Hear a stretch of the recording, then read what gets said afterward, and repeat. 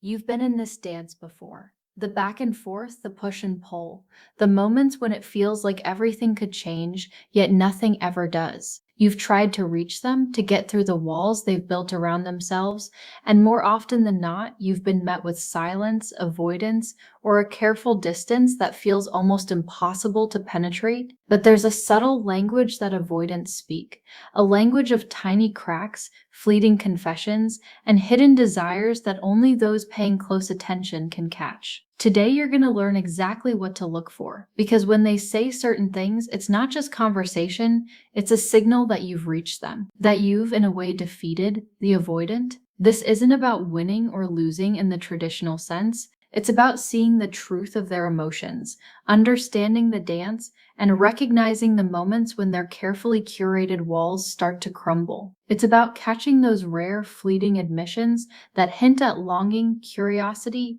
and connection. And you'll know because you'll feel it deep down in the way the conversation shifts, the way the energy changes, the almost imperceptible signs that say more than words ever could. You might not hear a declaration of love, and you might not get the clarity you crave, but you will see the unmistakable signs. The first thing to understand is that avoidants rarely come forward voluntarily. They rarely offer their vulnerability on a silver platter. So when they do, it's monumental. When they say something unexpected, something that cuts through the usual defenses, that's when you know you've struck a chord. That's when you know the avoidant is thinking about you, wrestling internally with feelings they're not used to admitting. The first point is their signature phrase, the exact words that signal a crack in their armor. It might be something simple, almost offhand, that betrays a hint of longing, curiosity, or concern. It's rarely a full confession,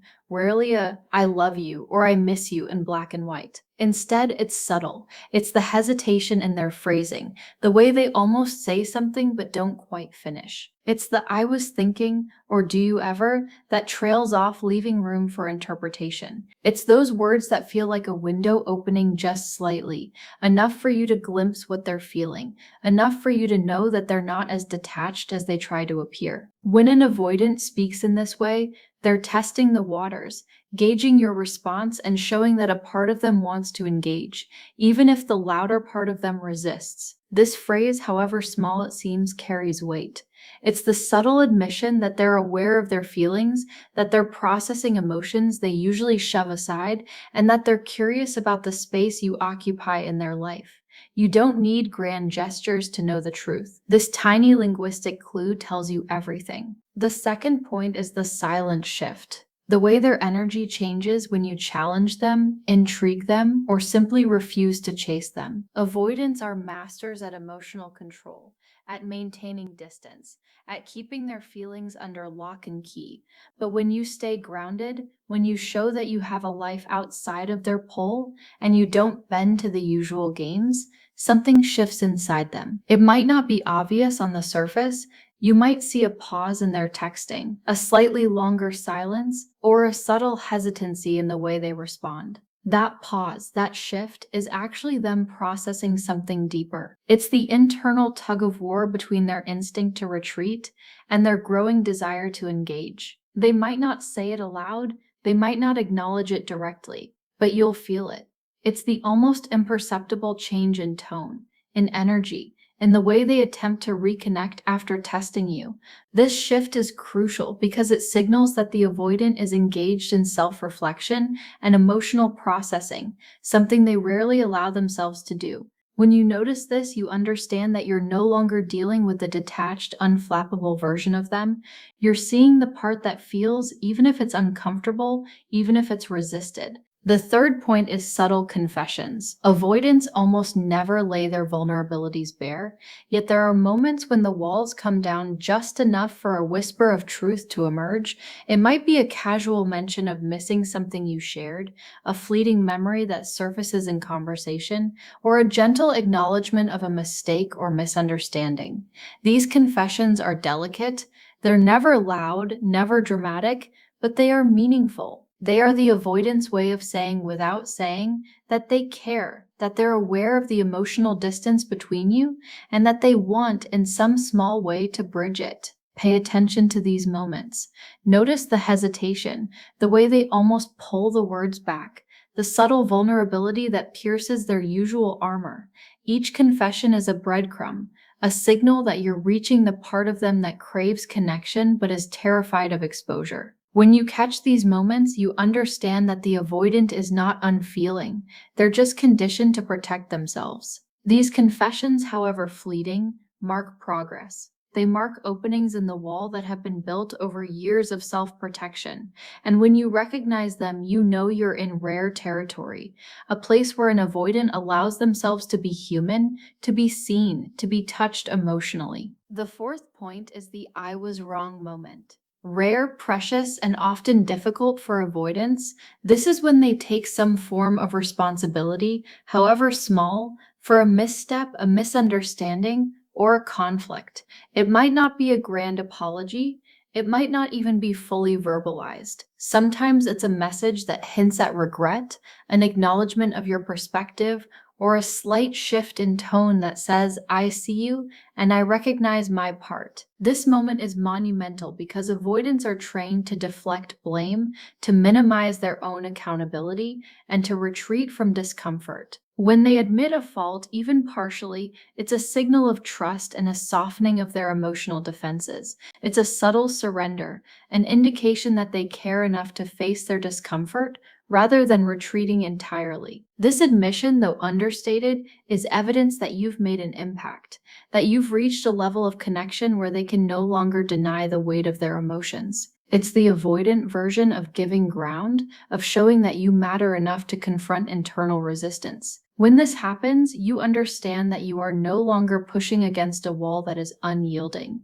Instead, you're engaging with someone who is willing to meet you halfway, who is beginning to navigate the tension between self-protection and emotional intimacy. The fifth point is unexpected reach-outs. Avoidants often maintain distance, disappearing for stretches of time, keeping contact controlled and minimal. But when they reach out unexpectedly, without prompting, without an agenda, it's a powerful signal. It's a sign that you're on their mind more than they'd usually admit, that they're curious about your life, and that they're wrestling with their desire to connect versus their instinct to withdraw. These messages are usually brief, casual, or even cryptic, but they carry immense weight.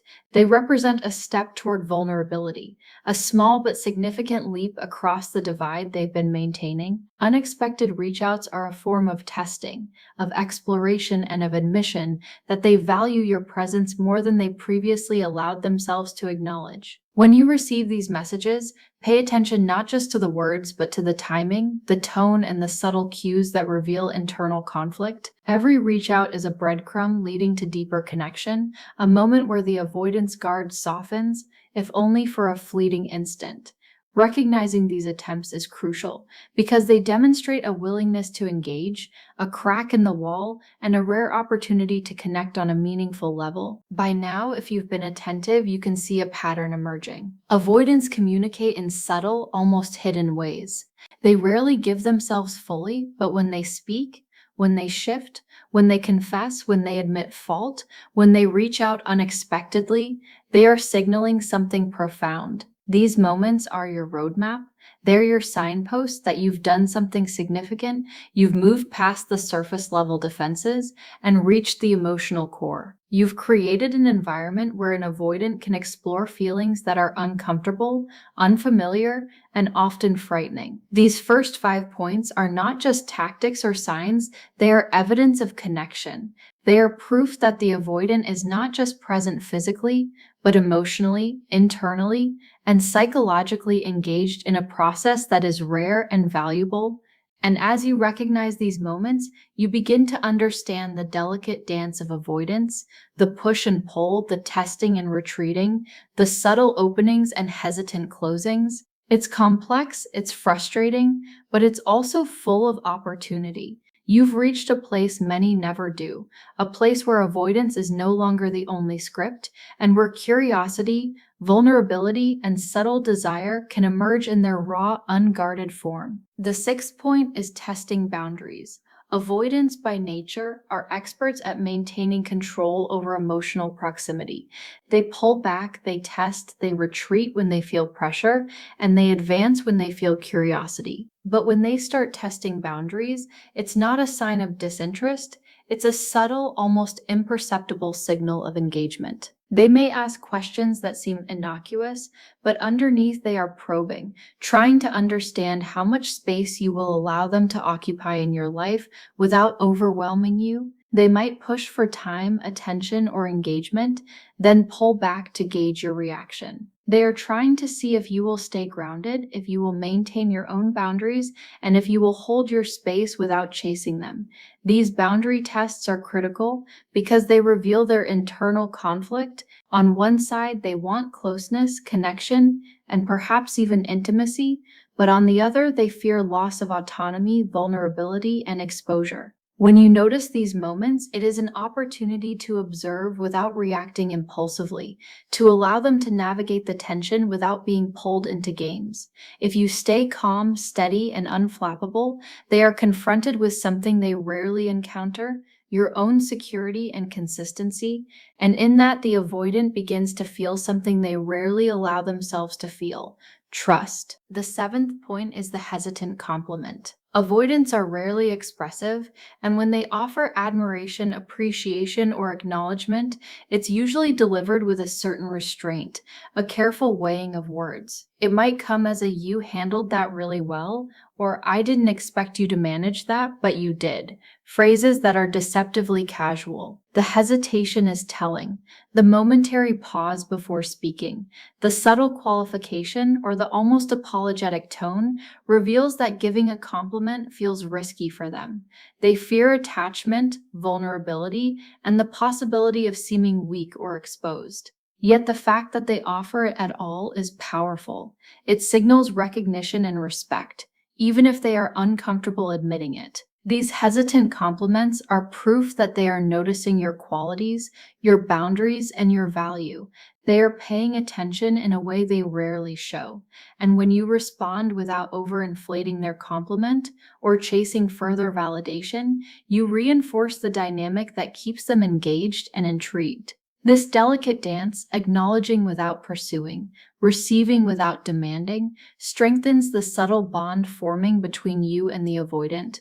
The eighth point is mirroring your actions. Avoidants are psychologically attuned to subtle cues, especially those that signal stability, confidence, and grounded presence. When they begin to mirror your behavior, adopting similar routines, speech patterns, or even emotional responses, it's not a conscious mimicry, it's a deep subconscious form of engagement. Mirroring happens because they are observing closely and learning, consciously or unconsciously, how to navigate interactions with someone they feel drawn to but also wary of. It is their way of testing the waters, of creating alignment without overcommitting. When you notice them mirroring your actions, it's an acknowledgement that you've become influential in their internal world, that they respect and even admire the way you move, think, and exist. Mirroring is subtle, yet it is an unmistakable indicator of attachment. The more consistent it becomes, the more it signals that the avoidant is internalizing your energy, learning from your presence, and slowly lowering their defenses. It is one of the quietest yet most profound signs that you've made a real impact. The ninth point is increased transparency. Avoidants are famously private, guarding their thoughts, emotions, and routines closely. When you witness a shift toward transparency, when they start sharing details of their day, small thoughts, or inner reflections, it is monumental. It is not a grand confession or an emotionally charged declaration. It is the quiet, deliberate opening of their inner world. This transparency signals trust, because for an avoidant, revealing even a minor detail can feel like giving away a piece of their control and autonomy. When they share, it is an acknowledgement that they value your presence enough to let their guard down in small ways. These moments might be subtle, a fleeting text, a casual story, or a tentative question, but they carry immense weight. Each act of transparency is a bridge, connecting the closed-off avoidant self with the relational world you inhabit together. By noticing, honoring, and responding to these disclosures without judgment or overreaction, you reinforce a safe space where the avoidant can continue to explore feelings and connection at their own pace. Over time, these tiny openings accumulate into meaningful intimacy.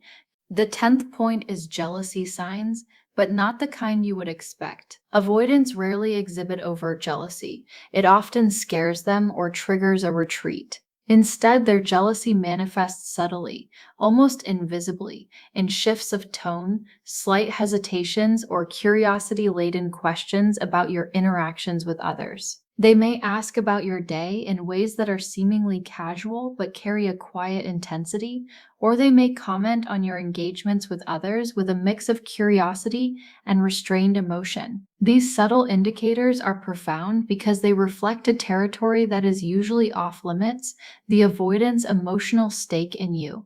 Jealousy in this context is a silent acknowledgement that they care, that they notice, and that your presence and your attention matter to them more than they are comfortable admitting. Recognizing these moments allows you to see the internal struggle that avoidance masks, the push and pull between desire and fear, closeness and retreat, attachment and detachment. When you notice these signs, you understand that you've entered the space where the avoidant is emotionally present, engaged, and subtly affected by your actions, even if they do not verbalize it openly. All of these points, from boundary testing to hesitant compliments, mirroring, transparency, and subtle jealousy, paint a picture of an avoidant who is quietly but unmistakably engaged. Each moment is a thread, weaving a tapestry of subtle communication, hidden desire, and guarded vulnerability. You've reached a stage where their deflection, their distance, and their habitual avoidance no longer dominate the interaction. Instead, curiosity, recognition, and emotional attunement are emerging. These interactions are not loud or dramatic, they are quiet, nuanced, and psychologically complex, requiring careful observation, patience, and grounded presence from you. Yet for those who can read the signs, they represent undeniable evidence that you are having a tangible impact. Understanding avoidant behavior requires a combination of patience, emotional intelligence, and attentiveness.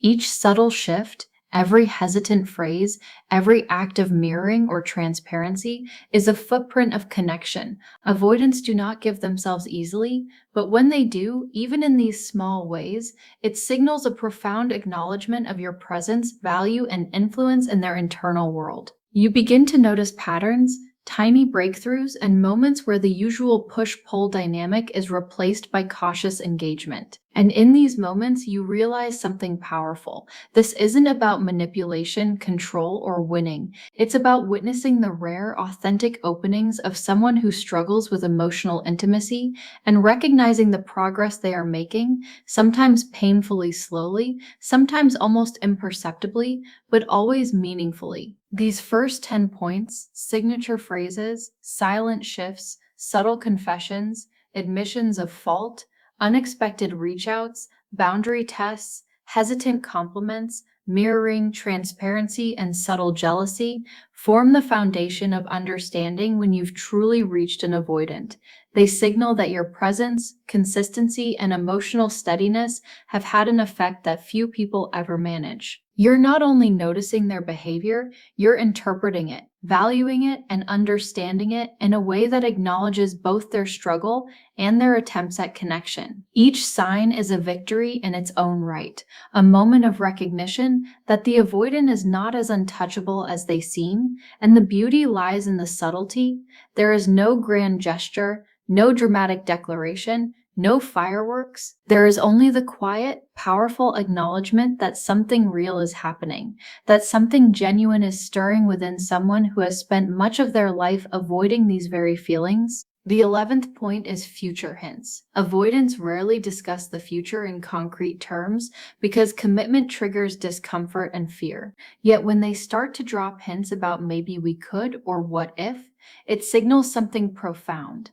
These statements are not idle speculation. They are the avoidant tentatively imagining a world in which you are present, in which they are allowed a form of closeness without fully exposing themselves to vulnerability. When an avoidant offers even the smallest glimpse into hypothetical scenarios, it shows that you are occupying mental and emotional space in their life. They are cautiously testing the waters of possibility, exploring attachment in a way that feels safe, while still leaving them room to retreat if they feel threatened.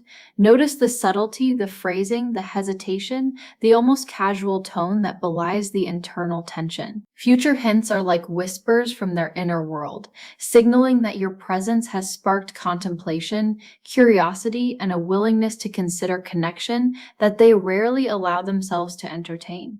These statements are not just words, they are evidence of imagination, hope, and the careful navigation of feelings that have long been suppressed. The 12th point is reluctant agreement.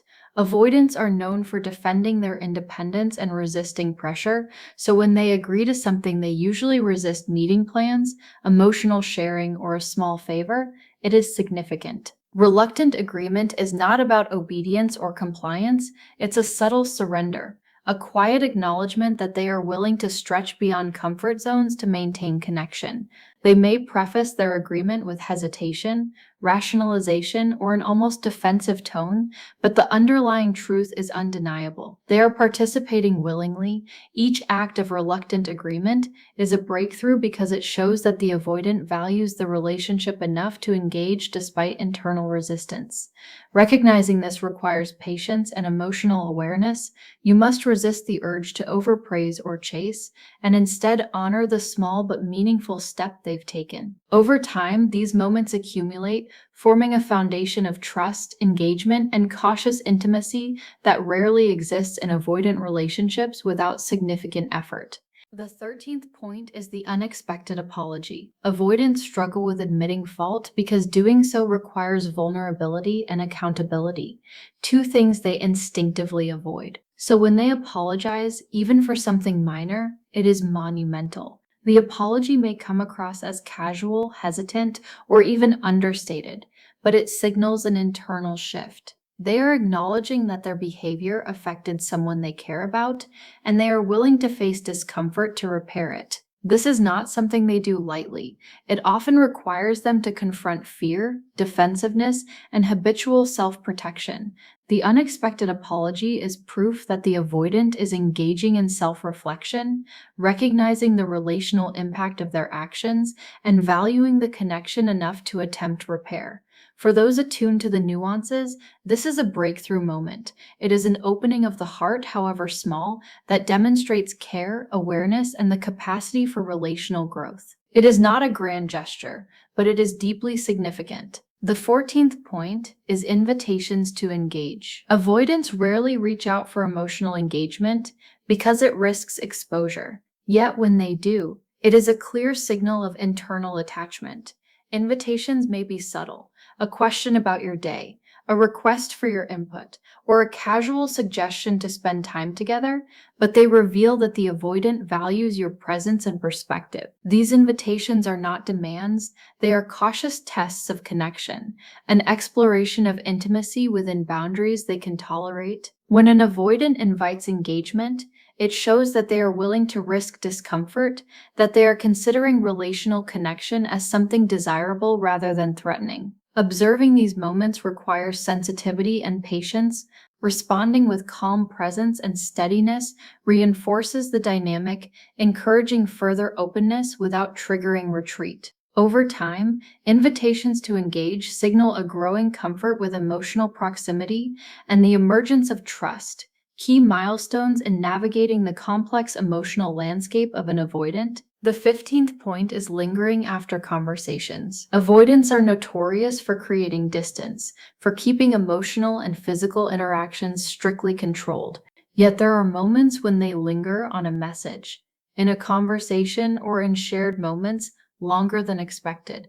This lingering is not accidental. It is a subtle sign of attachment. They are choosing to stay connected, even if just slightly, rather than retreating immediately to safety. This behavior indicates that your presence holds significance, that the avoidant is experiencing a rare willingness to engage without fully withdrawing. Pay attention to timing, tone, and subtle cues. A slightly longer text, an extra question, or a hesitation before leaving the conversation all reveal a quiet but meaningful presence. Lingering is proof that they are thinking about connection, reflecting internally, and exploring emotions that often scare them. It's evidence that they are navigating the push-pull dynamic with curiosity and care rather than default avoidance. When you observe these 5 points together, future hints, reluctant agreements, unexpected apologies, invitations to engage, and lingering presence, you start to notice a pattern. The avoidant is engaging with you in ways that are rare, nuanced, and emotionally significant. These behaviors are not dramatic or overt. They are subtle, almost invisible to those untrained in the language of avoidance, yet each instance is a breakthrough, a sign that the avoidant is processing, testing, and slowly lowering their defenses. Recognizing these moments requires patience, emotional intelligence, and careful observation. You must resist the urge to overinterpret or push, because avoidants often retreat under pressure. Instead, notice, acknowledge, and respond with grounded presence. Your steadiness allows them to experiment with connection safely, to explore attachment without feeling trapped, and to gradually develop trust. Avoidants are complicated. Their behavior is layered, often contradictory, and driven by internal conflict between fear of closeness and desire for connection. The beauty of these subtle signs is that they reveal progress in ways words alone cannot. A future hint is a mental experiment. A hesitant agreement is a leap over internal resistance. An unexpected apology is a confrontation of fear. An invitation to engage is an act of trust. And lingering presence is a conscious choice to connect, despite the instinct to retreat. When you recognize these patterns, you understand that avoidance is not absence. It is a complex form of engagement, a protective strategy that masks a deep capacity for attachment when nurtured carefully. In these moments, you also start to notice the emotional texture of avoidance, the tension between desire and fear, the subtle gestures of care, the tiny openings of trust. All reveal that the avoidant is not incapable of connection. They are simply cautious, trained to protect themselves, and often unaware of how much they are actually revealing. Your presence, consistency, and emotional grounding create a rare environment where they can experiment with vulnerability, explore connection, and engage emotionally without fear of overwhelming exposure. Each point we've discussed is a thread in this tapestry, a delicate signal of relational engagement, and a marker of progress that few get to witness. Understanding the avoidant is a journey of noticing small wins, subtle breakthroughs, and nuanced signals. Each of these 5 points represents that progress in action. They are evidence that the avoidant is moving from distance to curiosity, from detachment to subtle engagement, and from guardedness to careful vulnerability. Observing them requires patience, attentiveness, and emotional steadiness, but when you see these signs, you are witnessing the quiet emergence of connection, rare, fragile, and deeply meaningful. The avoidant is not declaring their feelings loudly or directly, but through these behaviors, they are showing something far more profound: an acknowledgement of attachment, a willingness to engage, and a careful navigation of vulnerability that only those attuned to their subtle language can truly understand. The 16th point is random acts of care. Avoidants rarely show affection directly, but small gestures, checking in, remembering something you said, or offering help reveal attention and investment. These subtle actions are their way of stepping out of their comfort zone and signaling connection without words. Noticing and acknowledging these moments allows them to experiment with closeness safely, building trust gradually. The 17th point is acknowledging your growth. When an avoidant comments on your strength, independence, or how you handle life, it is a quiet form of admiration. They notice your inner qualities, even if they don't express it fully. This recognition shows respect and emotional attunement, reflecting a desire to connect while maintaining their sense of security. The 18th point is the I can't stop thinking about you moment. Rare for avoidance, this admission of mental and emotional presence signals internal engagement and desire.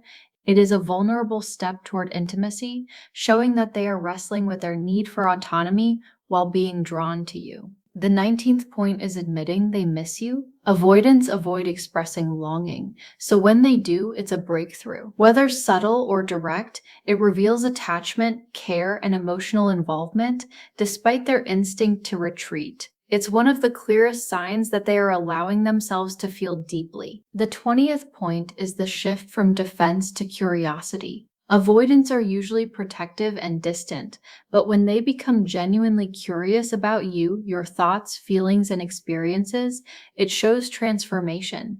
They are moving from fear to engagement, exploring connection tentatively, and opening themselves to relational growth. Together, these 5 points show the avoidant breaking through walls of distance. They reveal attention, care, reflection, and a willingness to connect in subtle but meaningful ways. Avoidance is not indifference, it's a protective strategy. By noticing and responding to these signs with patience and steadiness, you create a safe space where vulnerability and intimacy can grow. Each moment is a small victory marking real emotional engagement and a rare, profound connection.